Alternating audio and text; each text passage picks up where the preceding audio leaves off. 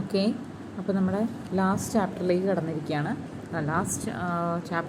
Last portion ആണ് ഏകദേശം human genome project.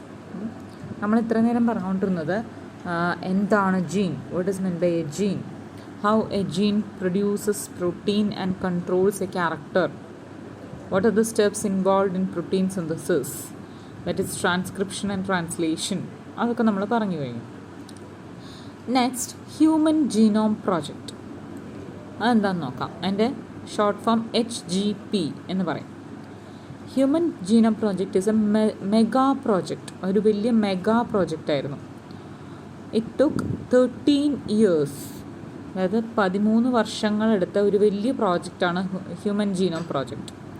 It is coordinated by the US Department of Energy and National Institute of Health. US Department of Energy, National Institute of Health കൂടി conduct ചെയ്ത ഒരു വലിയ ഒരു mega പ്രോജക്റ്റാണ് HGP. During the early years of HGP, the Wellcome Trust in UK became a major partner. Additional contributions came from Japan, France, Germany, China and others. അപ്പോൾ ഇങ്ങനെ കുറേ രാജ്യങ്ങളുടെ കൂട്ടായ പ്രവർത്തനമാണ് HGP എന്ന് പറയുന്നത്. ഏതൊക്കെയാണ്? US, UK, France, Japan, Germany, China, ഇങ്ങനെയൊക്കെ. The project was completed in 2003. Project complete ചെയ്തപ്പോഴാണ് 2003. HGP was closely associated with the rapid development of a new area in biology called bio informatics എന്ന് പറയുന്ന ഒരു area ഉണ്ടായിരുന്നു നമ്മുടെ ബയോളജിയിൽ. പക്ഷെ ആ area അത്ര ഡെവലപ്ഡ് അല്ലായിരുന്നു. അപ്പോൾ ഈ HGP ഇൻഫർമാറ്റിക്സിൻ്റെ ഒരു വലിയ ഡെവലപ്മെൻറ്റിന് കാരണമായി, അല്ലെങ്കിൽ ബയോ ഇൻഫർമാറ്റിക്സിൻ്റെ ഡെവലപ്മെൻറ്റ് ആണ് HGPക്ക് ഹെൽപ്ഫുള്ളായത്, അങ്ങനെയും പറയാം. അപ്പോൾ Human Genome Project was called a mega project because it took 13 years. 13 വർഷങ്ങൾ കൊണ്ടാണ് ഇത് കംപ്ലീറ്റ് ചെയ്തത്. എന്ന് പറഞ്ഞാൽ എന്താണ് ഹ്യൂമൻ ജീനോം പ്രോജക്റ്റ്? അതായത് ഹ്യൂമൻ DNA എല്ലാ ജീനുകളെയും ഐഡൻറ്റിഫൈ ചെയ്യാം, അതിൻ്റെ സീക്വൻസസ്, അതുണ്ടാക്കുന്ന പ്രോട്ടീൻ, ആ പ്രോട്ടീൻ്റെ ഫങ്ഷൻ, ഇങ്ങനെ ഫുൾ ഐഡൻറ്റിഫിക്കേഷൻ. അതാണ് HGP അല്ലെങ്കിൽ ഹ്യൂമൻ ജീനോം പ്രോജക്റ്റിൽ ഉദ്ദേശിക്കുന്നത്. Human genome has said to be approximately 3 into 10 raised to 9 base pairs. Haploid N set എന്ന് പറയുന്നത് 3 into 10 raised to 9 base pairs ആണ്. The cost of sequence is required is about $3 US dollars. $3 per base pair. ഒരു base പെയറിന് $3. അപ്പോൾ total estimate എന്ന് പറഞ്ഞാൽ $9 billion ആയിരിക്കും. അതായത് ഒരു ബേസ് പെയറിനെ സീക്വൻസ് ചെയ്യാൻ, അതിൻ്റെ നൈട്രജൻ ബേസ് സീക്വൻസ് കണ്ടുപിടിക്കാൻ $3 ആണെങ്കിൽ 3 into 10 raised to 9 ബേസ് പെയർസിനെയാണ് നമ്മൾ കണ്ടുപിടിക്കേണ്ടത്. അതാണ് $9 billion ചിലവായ ഒരു വലിയ പ്രോജക്റ്റാണ്. ഞാൻ പറഞ്ഞില്ല, അതിൽ എന്താ എൻ്റെ എയിം എന്ന് പറഞ്ഞു കഴിഞ്ഞാൽ ഹ്യൂമൻ ബീങ്സിൻ്റെ എല്ലാ ജീനെയും ഐഡൻറ്റിഫൈ ചെയ്യാം. ഇനി ഇതാണ് ഗോൾസ് ഓഫ് HGP എന്ന് പറയുന്നത്. ഗോൾസ് എന്ന് പറഞ്ഞാൽ ലക്ഷ്യങ്ങൾ.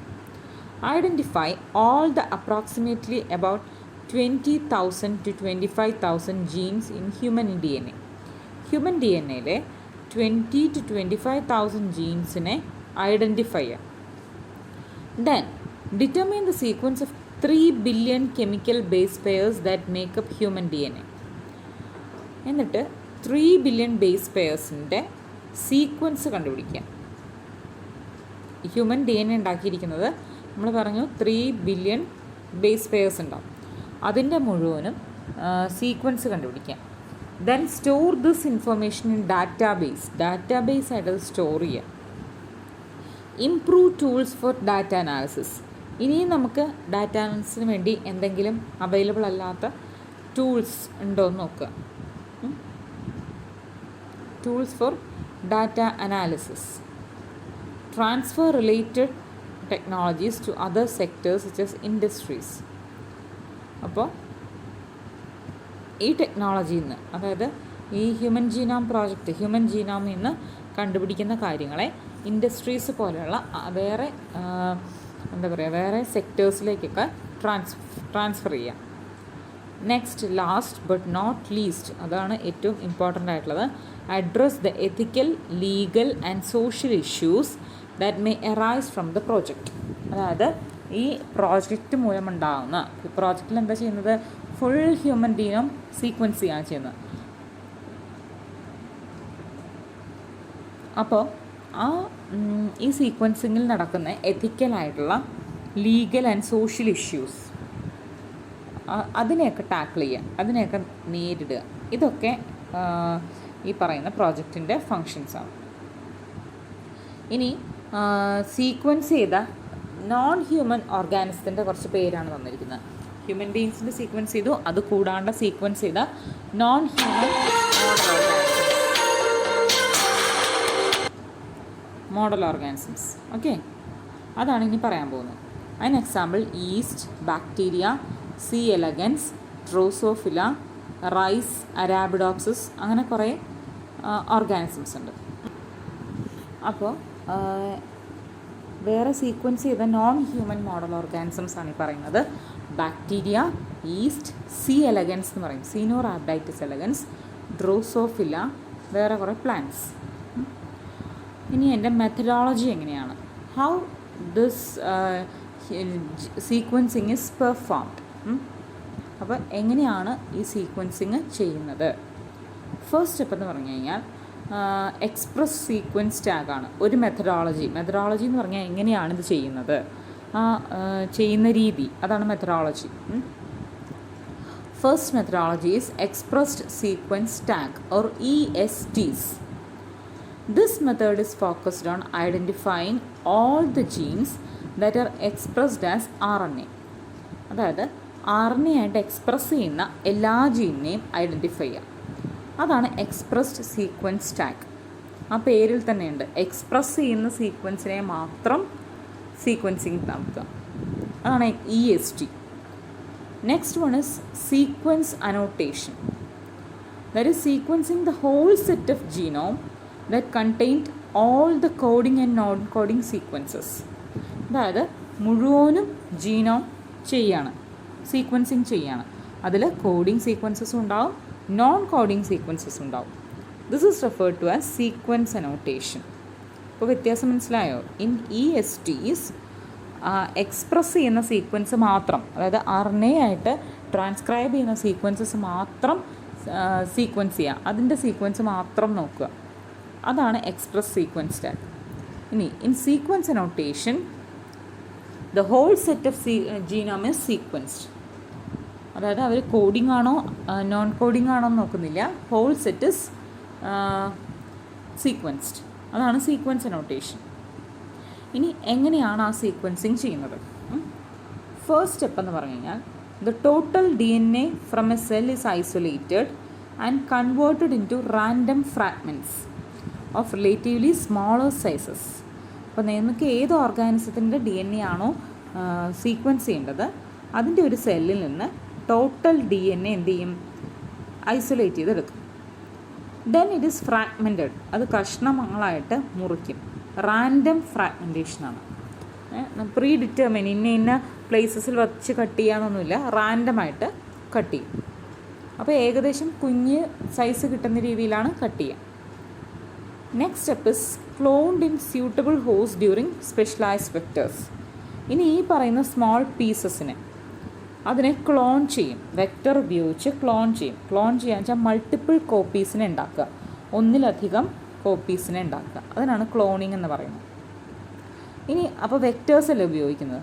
ഈ വെക്ടേഴ്സ് ഉപയോഗിക്കുമ്പോൾ ബാക്ടീരിയ ആണ് വെക്ടറായിട്ട് ഉപയോഗിക്കുന്നതെങ്കിൽ അതിൻ്റെ പേരാണ് ബാക്ക്, ആ വെക്ടറിൻ്റെ പേരാണ് BAC, bacterial artificial chromosome. Yeast ആണ് ഉപയോഗിക്കുന്നതെങ്കിൽ that is known as YAC, that is yeast artificial chromosome. The cloning resulted into amplification of each piece of DNA fragment so that it is easy for sequencing. അപ്പോൾ ക്ലോണിങ്ങിൻ്റെ ഫലമായിട്ട് നമുക്ക് ഓരോ DNA ഫ്രാഗ്മെൻറ്റിൻ്റെയും multiple കോപ്പീസിനെ കിട്ടും. അപ്പോൾ sequence ചെയ്യാൻ കുറച്ചും കൂടി easy ആയിരിക്കും. അതിനുശേഷം the fragments were sequenced during automated DNA sequencers. എന്നിട്ട് ഈ കിട്ടുന്ന ഫ്രാഗ്മെൻറ്റ്സിനെ നമ്മൾ ഓട്ടോമേറ്റഡ് DNA സീക്വൻസേഴ്സ് എന്ന് പറയുന്ന മെഷീനിലേക്ക് ട്രാൻസ്ഫർ ചെയ്തിട്ട് അത് ആ മെഷീൻ അതിനെ സീക്വൻസ് ചെയ്യാം. അപ്പോൾ that worked on the principle of a method developed by Frederick Sanger. Frederick Sanger കൊണ്ടുവന്ന ഒരു പ്രിൻസിപ്പിൾ, അതനുസരിച്ച് വർക്ക് ചെയ്യുന്ന ഒരു എക്യുപ്മെൻ്റാണ് ഓട്ടോമാറ്റഡ് DNA സീക്വൻസേഴ്സ്. അപ്പോൾ ഓട്ടോമാറ്റഡ് DNA സീക്വൻസേഴ്സിൽ വെച്ച് DNA സീക്വൻസ് കണ്ടുപിടിക്കുക. ഇത്രയുമാണ് മെത്തഡോളജിയിൽ വരുന്നത്. HGP എന്ന് പറഞ്ഞു കഴിഞ്ഞാൽ HGP ഒരു മെഗാ പ്രോജക്റ്റാണ്. US ഡിപ്പാർട്ട്മെൻറ്റ് ഓഫ് എനർജിയും നാഷണൽ ഇൻസ്റ്റിറ്റ്യൂട്ട് ഓഫ് ഹെൽത്തുമാണ് അതിൻ്റെ ഏറ്റവും പ്രോജക്റ്റ് കോർഡിനേറ്റ് ചെയ്തിരിക്കുന്നത്. അതുപോലെ UK, ജർമ്മനി, ചൈന, ഫ്രാൻസ് ഇവിടങ്ങളിലൊക്കെ സഹായങ്ങളുണ്ടായിട്ടുണ്ട്. പ്രോജക്റ്റ് ഒരു മെഗാ പ്രോജക്റ്റായിരുന്നു. അത് കംപ്ലീറ്റ് ചെയ്ത് 2003 അതായത് 13 years. അതുപോലെ HGP was closely associated with the rapid development of a new era in biology. ഒരു പുതിയ ഏരിയ പുതിയ ഏരിയയിലേക്ക് വഴി തുറന്നിരിക്കുകയാണ്. That is known as bio informatics. Bio informatics എന്ന് പറഞ്ഞു കഴിഞ്ഞാൽ application of computer knowledge in biology. Computer knowledge ബയോളജിയിൽ നമ്മൾ ഉപയോഗിക്കുക. അപ്പോൾ നമ്മളങ്ങനെ സീക്വൻസ് ചെയ്യുമ്പോൾ ഹ്യൂമൻ ജീനോം സീക്വൻസ് ചെയ്യാൻ നോക്കിക്കഴിഞ്ഞാൽ അബൌട്ട് 3 × 10⁹ ബേസ് പെയർസ് ഉണ്ട്. ഒരു ബേസ് സീക്വൻസ് ചെയ്യാൻ $3 പെർ ബേസ് പെയർസ് ആണ്. അപ്പോൾ മനസ്സിലായല്ലോ, ഒരു നൈട്രജൻ ബേസ് സീക്വൻസ് ചെയ്യാൻ $9 ആണ്. 3 US ആണ്. അങ്ങനെ നോക്കുമ്പോൾ ഈ മൊത്തം സീക്വൻസ് ചെയ്യണമെങ്കിൽ $9 ബില്യൺ വേണ്ടി വരും. ഇനി എൻ്റെ ലക്ഷ്യങ്ങൾ: ഒന്ന്, ഈ പറയുന്ന 20,000 to 25,000 ജീൻസിനെ ഐഡൻറ്റിഫൈ ചെയ്യാം. എന്നിട്ട് അവരുടെ കറക്റ്റ് നൈട്രജൻ സീക്വൻസ് ഐഡൻറ്റിഫൈ ചെയ്യാം. Then storing this information in database for later use. പിന്നീട് ഉപയോഗിക്കാൻ വേണ്ടിയിട്ട് എന്ത് ചെയ്യുക? ഈ ഇൻഫർമേഷനെ ഡാറ്റാബേസുകളാക്കി സൂക്ഷിക്കുക. Improve tools for data analysis. ഈ ഡാറ്റ അനലൈസ് ചെയ്യാനുള്ള ടൂൾസൊക്കെ ഒന്ന് ഇംപ്രൂവ് ചെയ്യുക. Transfer related technologies to other sectors such as industries പോലെയുള്ള വേറെ സെക്ടേഴ്സിലേക്ക് ഈ ടെക്നോളജിയൊക്കെ ട്രാൻസ്ഫർ ചെയ്യാം. Then last one is ethical, legal and social ഇഷ്യൂസിനെ ടാക്കിൾ ചെയ്യുക. എക്സാമ്പിൾസാണ് ബാക്ടീരിയ, ഈസ്റ്റ്, സി എലഗൻസ്, അതൊക്കെ എക്സാമ്പിൾസാണ്. സീക്വൻസ് ചെയ്ത നോൺ ഹ്യൂമൻ മോഡൽ ഓർഗാനിസംസ്. ഇനി എൻ്റെ methodology, how it is performed. അതിൽ first one is express sequence tag and the next one is sequence annotation. As the name indicates, in express sequence tag only the sequences to be expressed, that is sequences which take part in RNA synthesis are included, while in sequence annotation the whole set of human genome is sequenced irrespective of their coding or non-coding. Coding ആണോ non coding ആണോ എന്ന് നോക്കാതെ മൊത്തം sequence ചെയ്തു. ഇനി sequence ചെയ്യുമ്പോൾ the total DNA from a cell is isolated and converted into random fragments of relatively small sizes. Then cloned in a suitable host using specialized vector. അടുത്ത സ്റ്റെപ്പാണ് cloning. If bacteria is used as vector, bacteria ആണ് വെക്ടറായിട്ട് ഉപയോഗിക്കുന്നതെങ്കിൽ that is known as BAC. Yeast ആണ് ഉപയോഗിക്കുന്നതെങ്കിൽ YAC. അപ്പോൾ the ക്ലോണിങ്ങിൻ്റെ ഫലമായിട്ട് ഓരോ DNA കഷ്ണങ്ങളും ആംപ്ലിഫിക്കേഷൻ നടത്തും. The fragments were sequenced using, എന്നിട്ട് ഈ ഫ്രാഗ്മെൻറ്റ്സിനെ നമ്മൾ ഓട്ടോമേറ്റഡ് DNA സീക്വൻസേഴ്സ് എന്ന് പറയുന്ന ഒരു മെഷീനിലേക്ക് കടത്തിവിടും. With the help of a principle mention by Frederick Sanger കൊണ്ടുവന്ന ആ ഒരു പ്രിൻസിപ്പിൾ അനുസരിച്ച് automated DNA sequences this fragments will be sequenced. അങ്ങനെ ഈ ഫ്രാഗ്മെൻറ്റ്സിൽ സീക്വൻസ് ചെയ്ത് ഇരിക്കുന്നുണ്ടാവും. ഇതാണ് മെത്തഡോളജി വരെ ഉള്ള HGP.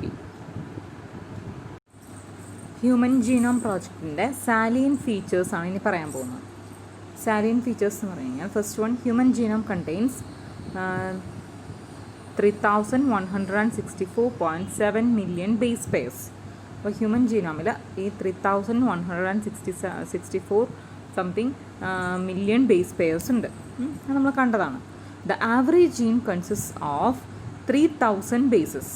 On an average a single gene, ഒരു ജീനിൽ 3000 ബേസസ് ഉണ്ട്. പക്ഷേ അതിൻ്റെ സൈസ് വേരി ചെയ്യും. With largest non human gene is being dystrophin at 2.4 million bases.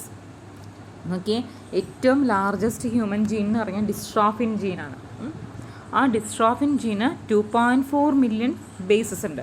ആ ആവറേജ് വാല്യൂ ആണ് പറയുന്നത് 3000 bases. The total number of genes is estimated at 30,000. അപ്പോൾ ടോട്ടൽ ജീൻസ് ഒരു ഹ്യൂമൻ ബീങ്സിൽ ടോട്ടൽ ജീൻ എന്ന് പറഞ്ഞു കഴിഞ്ഞാൽ 30,000 ആണ്. അത് നേരത്തെ കണക്കാക്കിയതിനേക്കാളും വളരെ കുറവാണ്. മുൻപ് കണക്കാക്കിയിരുന്നത് അബൌട്ട് 80,000 to 1,40,000. അതായത് ഒരു 80,000 മുതൽ 1.5 ലക്ഷം, ഏകദേശം 1.5 ലക്ഷം വരെ ജീൻസ് ഉണ്ടെന്നാണ് മുമ്പ് കണക്കാക്കിയിരുന്നത്.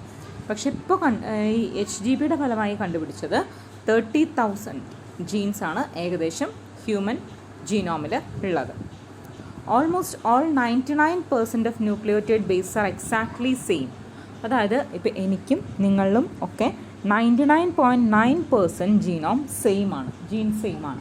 അതായത് നമുക്കിപ്പോൾ എല്ലാവർക്കും ഇപ്പോൾ ട്രിപ്സിൻ എന്ന് പറയുന്ന എൻസൈം അത് പ്രൊഡ്യൂസ് ചെയ്യുന്ന ജീൻ, അല്ലെങ്കിൽ ഹീമോഗ്ലോബിൻ പ്രൊഡ്യൂസ് ചെയ്യുന്ന ജീൻ, അതൊക്കെ സെയിം ആണ് എല്ലാവർക്കും. അപ്പോൾ കുറേ മെജോറിറ്റി പാർട്ടും സെയിം ആണ്.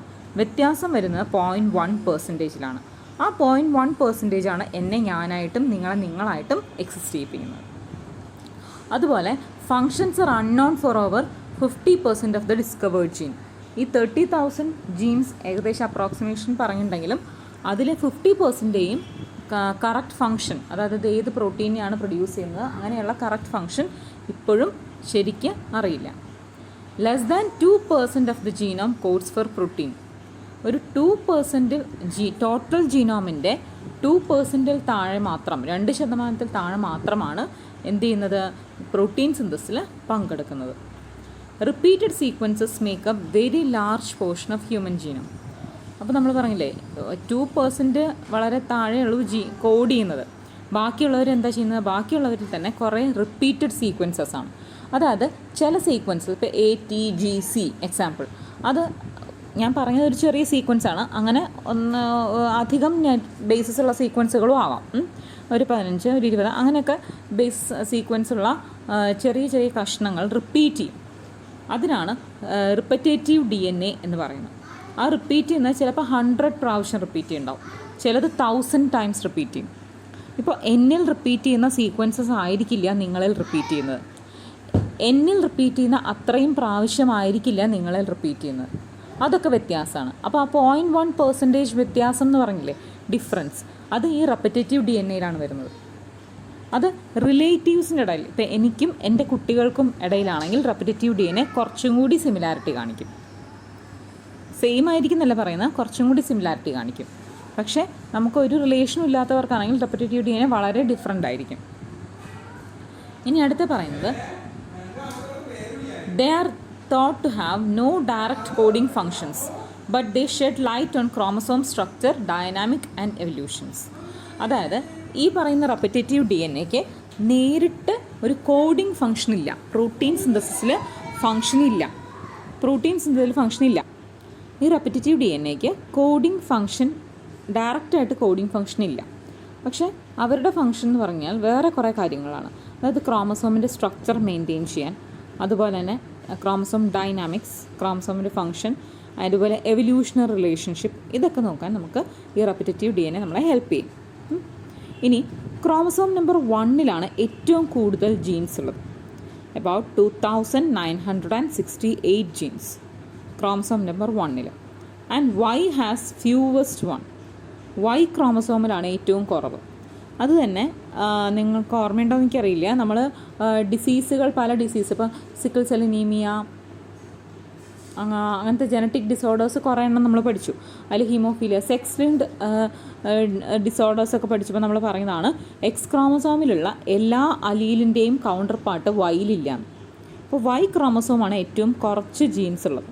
ഏകദേശം 231 ജീൻസേ ഉള്ളൂ. ഏറ്റവും കൂടുതലുള്ളത് ക്രോമസോം നമ്പർ 1-ലും ഏറ്റവും കുറവുള്ളത് chromosome വൈയിലും.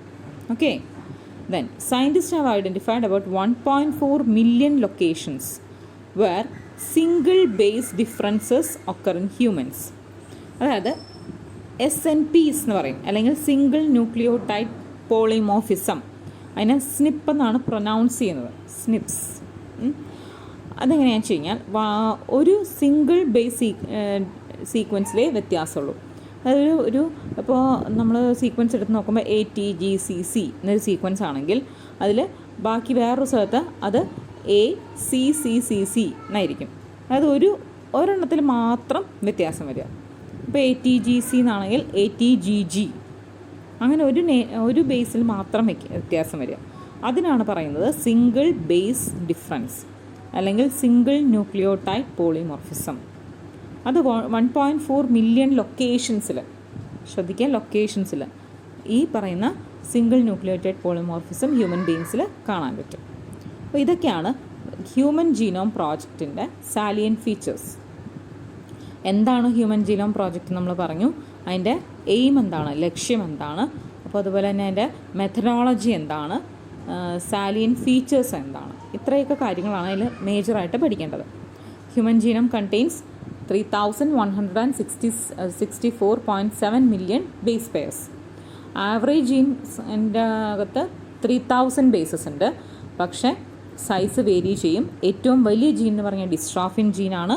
It contains 2.4 million bases ഉണ്ട്. അതുപോലെ നമ്പർ ഓഫ് ജീൻസ് എന്ന് പറഞ്ഞു കഴിഞ്ഞാൽ 30,000 ആണെന്നാണ് ഇപ്പോൾ എസ്റ്റിമേറ്റ് ചെയ്തിരിക്കുന്നത്.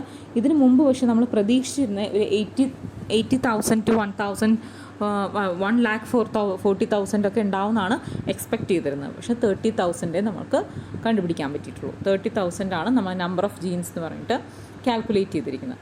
അതിൽ തന്നെ 99.9% എല്ലാ ഹ്യൂമൻ ബീയിങ്സിൻ്റെ ജീനോമും സെയിം ആണ്. 0.1% ആണ് ഡിഫറൻസ് ഉള്ളത്. ആ കണ്ടുപിടിച്ചതിൽ ഒരു <2% മാത്രമേ കോഡ് ചെയ്യുന്നുള്ളൂ, അതായത് പ്രോട്ടീൻ സിന്തസിൽ പങ്കെടുക്കുന്നുള്ളൂ. കുറേ സീക്വൻസസ് റെപ്പറ്റേറ്റീവ് DNA ആയിട്ട് ആക്ട് ചെയ്യുന്നുണ്ട്. അത് വെറുതെ റിപ്പീറ്റ് ചെയ്തുകൊണ്ടേ ഇരിക്കുക. ഈ റെപ്പറ്റേറ്റീവ് DNAക്ക് ഡയറക്റ്റ് കോഡിങ് ഫങ്ഷൻസ് ഒന്നുമില്ല. പക്ഷെ അതിന് പോലെ ഒരു സ്ട്രക്ചർ, ക്രോമസോം ഡൈനാമിക്സ്, ഇവല്യൂഷൻ, അതിലൊക്കെ വളരെയധികം ഇമ്പോർട്ടൻസ് ഉള്ളവരാണ് ഈ റെപ്പറ്റേറ്റീവ് DNA. ക്രോമസോം നമ്പർ 1-ലാണ് ഏറ്റവും കൂടുതൽ ജീൻസ് ഉള്ളത്, about 2,968. ഏറ്റവും കുറവ് ജീൻസ് ഉള്ളത് Y ക്രോമസോമിൽ, ദറ്റ് ഇസ് 231. പിന്നെ സിംഗിൾ ന്യൂക്ലിയോടൈഡ് പോളിമോർഫിസം കാണിക്കുന്ന കുറേ അധികം മില്യൺസ് ഓഫ് ലൊക്കേഷൻസ് ഹ്യൂമൻ ബീങ്സിലുണ്ട്. ഇത്രയുമാണ് HGP അല്ലെങ്കിൽ ഹ്യൂമൻ ജീനോം പ്രോജക്റ്റ്. അതിൽ നമുക്ക് പഠിക്കേണ്ട കാര്യങ്ങൾ.